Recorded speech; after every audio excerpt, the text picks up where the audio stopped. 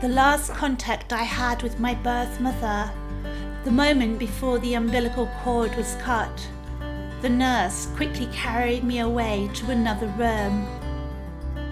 These early separations damage the developing brain, leaving scars profound and lifelong. The cause of schizophrenia largely remains unknown. What is known is the disorder creates a chemical imbalance in the brain. For example, the body produces nicotine. Reduced levels of this naturally produced nicotine hinders thinking and decision-making for the schizophrenic. This chemical imbalance also reduces the production of dopamine. Dopamine plays a part in controlling the movement a person makes, as well as their emotional responses. Doctors suggest this is why schizophrenics smoke up to 3 times more than the general public. The inhaled nicotine temporarily normalizing the sensory disruptions.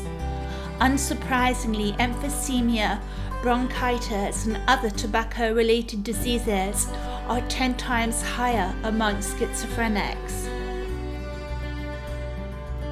Adverse effects of this chemical imbalance are paranoia, nervousness, fear, delusions, and hallucinations.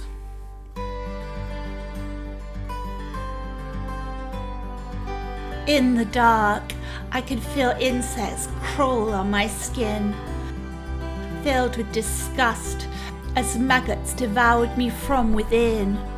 Psychic vampires with the blackest of eyes, I'm draining away. My slender neck, ripped and torn, blood-sucking, violent, repulsive, rotten fangs. Decaying corpses of hideous witches, their stinking smell lingering in the still air. Expecting rejection, a constant burden to bear, unable to trust, sensing only betrayal. Each facade only a veneer, a gesture, a glance, always a motive.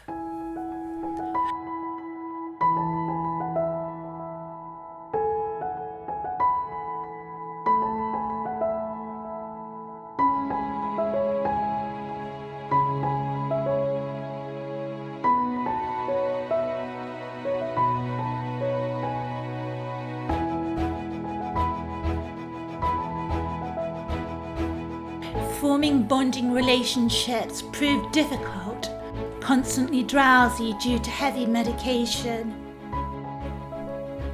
I took a leap of faith and confided in a new friend at work.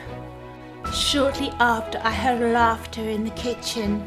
"Yes, Lisa, can you believe it? They should lock her up and throw the key away." The sense of betrayal stunned me. I was overwhelmed and left the job soon after. I met someone I really liked, and 2 weeks later informed them there was something important I thought they should know. He was relieved it wasn't something much worse. Telling him, he said, was an act of courage and tightened our bond. The preceding years had taught me it wasn't important I should tell everyone, but everyone I tell should be important.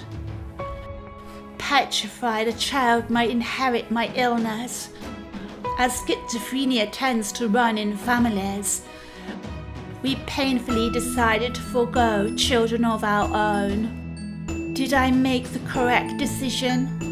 I met my birth mother many years later. She had a mental illness so severe it had been decided by others to separate mother and child at birth. Far more important than the decision I made is thankfully having the mental ability to choose. Sadly, due to her illness, something my birth mother did not possess.